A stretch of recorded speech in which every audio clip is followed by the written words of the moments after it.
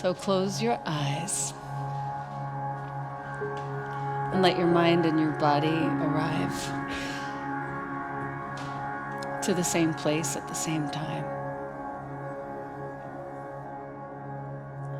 Let's together investigate the silence and be kind and feel the resonance of what we find. Let the breath come in and drop a little bit of calm right down into your belly.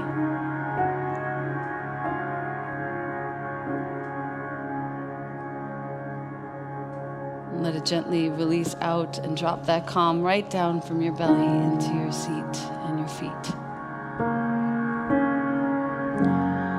Feel into the latitude of your heart and all the hearts in this room, all at the same latitude, and such an opening and such a sweetness there.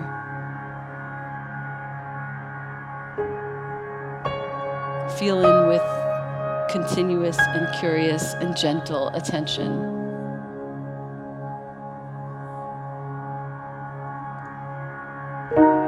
We all have the same wish.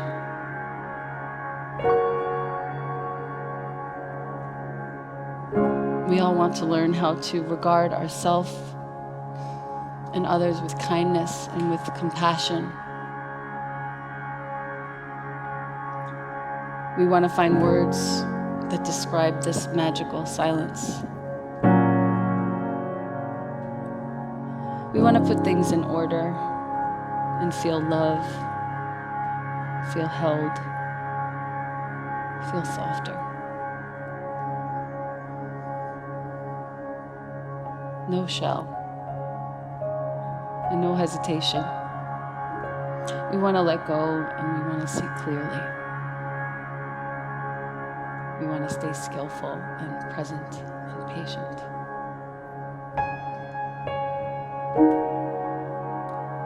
This is meditation. So if you're wondering and you want some, it's a mere word. It points to a state which ultimately is what we cultivate, which points to an oasis of a sort. But it's not really a place. It's nor a time, and it's not an achievement. We're not really leaving, it's a connection. It's more like arriving. And with practice, we get to keep our minds and our eyes and our hearts listening, and we keep our interactions expansive, and our love just a symptom of acceptance. This practice, what is it? It's elegant, it's sometimes spontaneous, it's universal, it's cumulative. So let's allow some enrichment in the parts of our minds that love healing quiet. Let your breathing be natural and your mind neutral. Your body relaxed.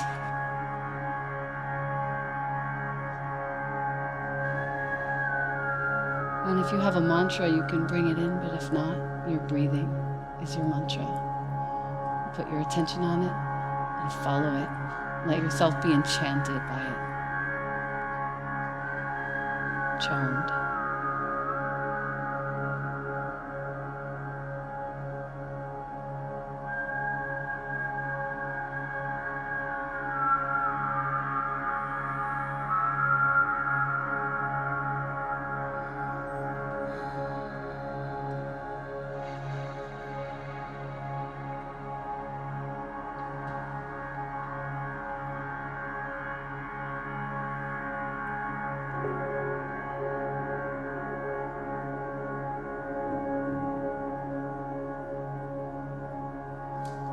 Notice when things open.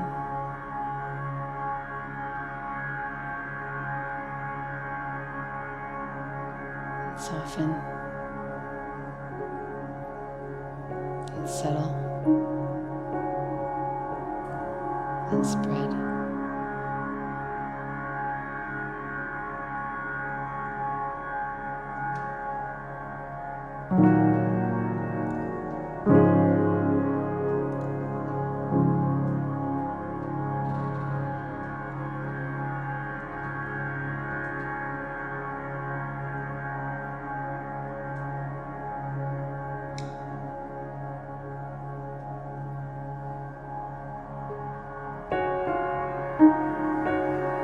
Notice when your brain tries to put things back in order, and love it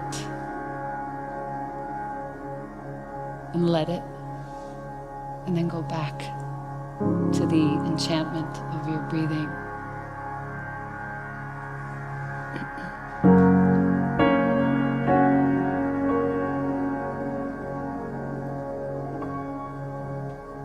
You're connecting, there's no leaving.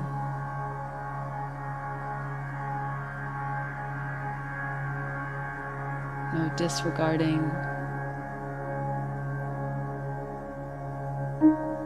No forgetting. Connecting.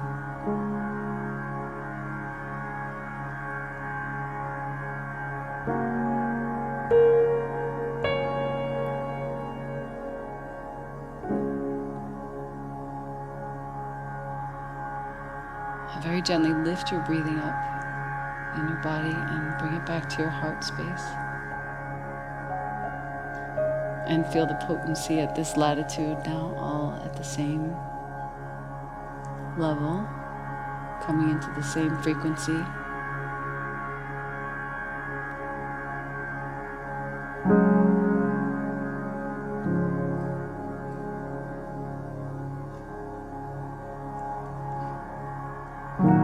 Very slowly begin to bring your chin towards your heart. And very gently and slowly begin to open your eyes.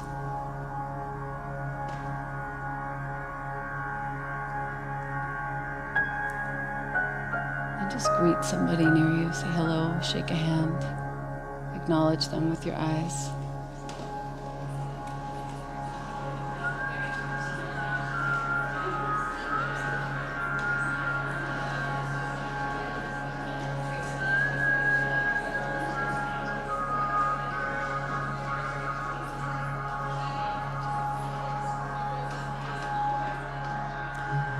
So I was taught by one of my favorite meditation teachers that cloth dyers in India, it's a really good way to think about meditation. They take the textile and they dip it in the deepest, darkest version of the color, and they take it out and it's exactly the color that you want on the first try. This is his report. It's exactly the color that you want on the first try, and he takes it out the dyer and slaps it up on the wall in the baking hot sun, the perfect color, and bakes it in the sun until barely any of the color is left. It's faded, completely faded, and then puts it back in the dye. And then it's just a little bit darker, puts it back up on the wall, bakes it, bakes it, bakes it, bakes it, bakes it, until slowly, there's nothing left of that color, and back in the dye. And this is happening dozens of times. And he explained this because the perfect saturation, as it gets faded away and baked away and heated away, is really just a representative for what happens to us when we sit for meditation. That saturation. We're literally sitting and saturating ourselves in the gentle quality of our own attention. We're coming out the perfect color every time. It doesn't matter if it's just a few minutes. It's better if it's a few more, I've noticed. Not that there are rules, but if you notice that you sit for a little bit longer period of time, the saturation is a little more rich and full. Anybody else agree? Right? And then we go out into the world and we take all the richness of our own attention And slowly what happens to it? It gets drained and depleted. True? And some days more drained and depleted than other days. But then we dip in again and we go inside to that depth and we realize that flavor to savor is our own. There's nothing that anyone else is adding. It's just within us. And so the magic of meditation, why do we think we have no time for this? Does anyone think they have no time for this? Raise your hand. Be honest. I definitely did for a very long time. I thought I had no time. I get it. Until one day, you keep meditating and it's cumulative, as I said. And this splendid quality begins to saturate your whole being. And finally, after the dozenth, thousandth, hundredth dying, that's the color that you are. Does that make sense? And suddenly this quality of fulfillment that has now become your nature is what you, as my teacher says, is what you export into everything that you do. I want that. Do you want that? I want that. So meditation is helping us to rewire our reactions and redesign our minds and indeed locate our light. And what I want to share with you today is slightly personal, but I'm not going to stay with it for too long because I think the more important part is why and how. That day happened to be one day after my relationship ended. And it's the very relationship that I sat here a year ago and spoke of. All the tools and all the magic that we had applied to trying to stay together. My mind was so inconsolable that day, and so dark, and so heavy. And I invented in my mind that I had failed, not just my family and my relationship, his kid, but I'd failed this, where I'd come to share everything that worked for us for so long. And then I realized I was teaching these tools and in many ways creating around me so many stellar relationships. I've gotten so many notes from people who have used what I shared and with great success. I get pictures and thank you notes and wedding invitations. And mine tumbled, and it was just a result of so many amassed moments of perceived trouble that I hadn't been healing by sitting. I've been trying to heal with many other things, addictions, and forgetting. And so all these stress chemicals that kept getting released over and over and over, and even as we tried to work, it just really wasn't meant for this time and space at all. These stress chemicals that kept getting released, I turned to meditation literally the next day and realized that this was exactly what was going to be helping these cumulative stress hormones and chemicals that had been sitting in my cells for so long to be released from my body.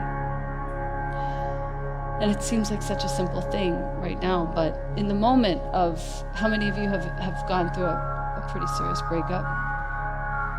Yeah, like 60%. In the moment of that, you know, you really do look for something to save your life, and it really was this.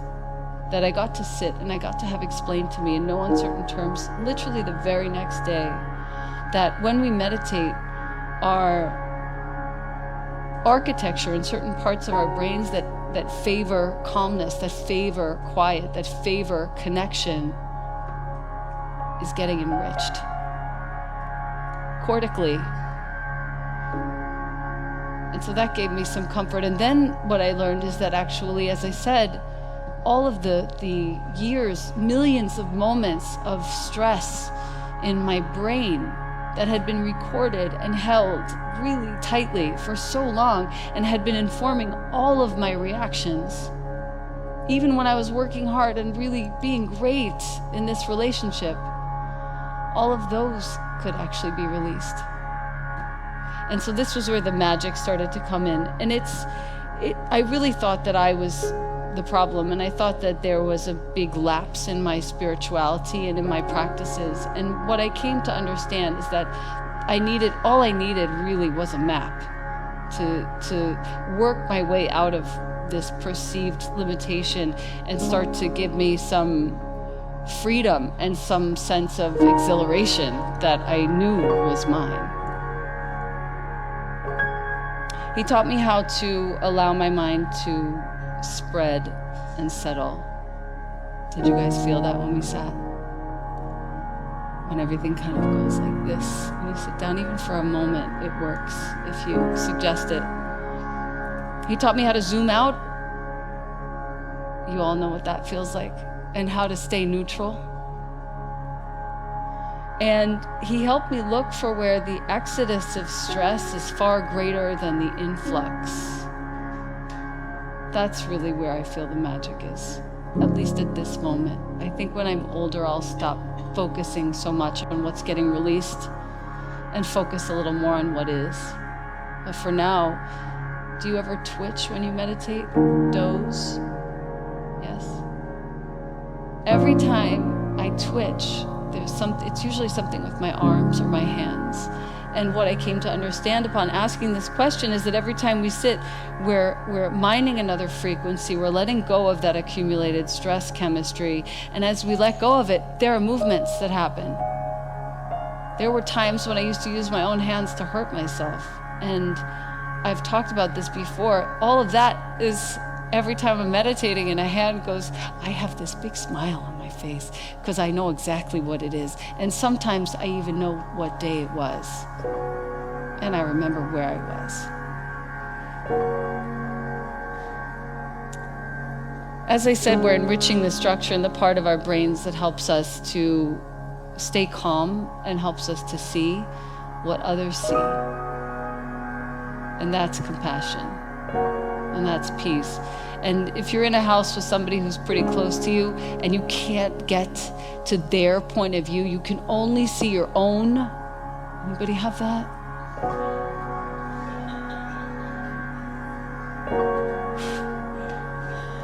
The state that helps us release all those long-held grudges and pains and prisons, that's the state that we're reaching into when we meditate. And this is what I want to share, because I think that if more of us were reaching into that resonance more of the time, there would be less of this discord and disagreement and conflict. It doesn't just happen with other people, it's only happening within me. It's happening within ourselves. The unboundedness now is what I want to address, and I think that when we start to sit with some regularity, how many of you have a regular meditation practice? It's not a lot of us, and this is why I really feel strongly about this. I think it's really important. There's this place, maybe it's a few minutes in. You can start with 5 minutes, but work your way up to 20. See if you can meet up with any teacher. Vedic meditation happens to be what I found at the right moment. But there's a place where you find, and it comes with a glimpse, just a little moment when you realize that you're not actually with your mantra, and you're not actually thinking about the dishes, and there's nothing, and then, oh my God, that's it, I'm meditating. And then it's gone. But that's the place, that's the unboundedness, that's what we want to take with us when we're dealing with our children, and with our parents, and with our siblings. We're not building contentment. Lastly, just a few more points. We're not really building contentment. We are contentment. We're letting this breathing round our edges. We're letting this sitting shine the light until each time we sit, the refuge of it feels just right. Close your eyes again.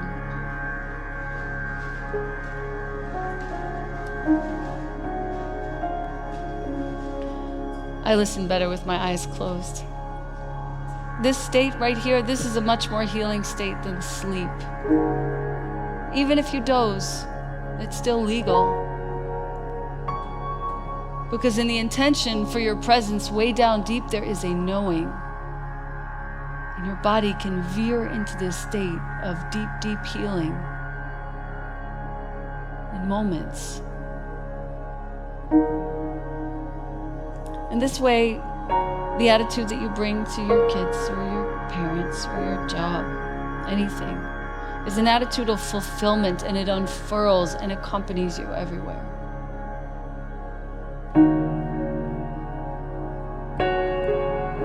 And the sweetness and the stillness that you find, they're yours. Because the part of your mind that helps you see from a little bit of a distance is being fed, as I said, because your brain is allowing itself to actually be led by your heart. When you sit and you sit and you sit, as it should, that's this practice. And ultimately, it's the interiority that brings us bliss. So like two people on a great date who happen to find themselves across the room, and thank you, Manormaji, for this, who happen to find themselves across the room from one another, and yet they are so connected. They will not lose the connection no matter what. Like those two people, go into yourself and stay so close to yourself. Take yourself on this little journey. Don't lose sight of where you are in there. You're not leaving. You're arriving. You're connecting. And when we stay in connection with ourselves, after all, that's what all great leaders do in order to have the confidence that they have. In the depths of their souls, they're able to say, just like those two people on a great date, I love who I am when I am with you.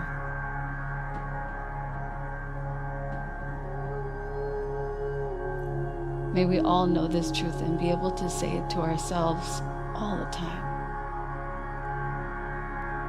May this practice help us locate our light so deep inside of our hearts, and let it be known to all the people around us, the closest and the farthest. Let our light be known.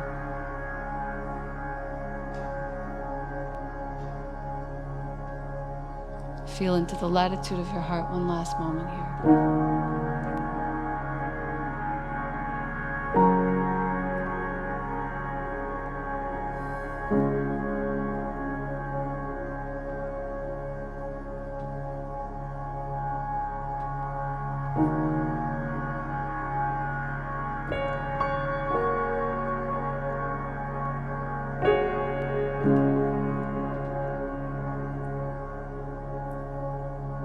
If you'd like, you can place your left hand on your heart, or you can fold your hands in prayer in front of your heart as you choose. To this place where we meet, this place where I meet myself, is the same place where I meet you. Namaste.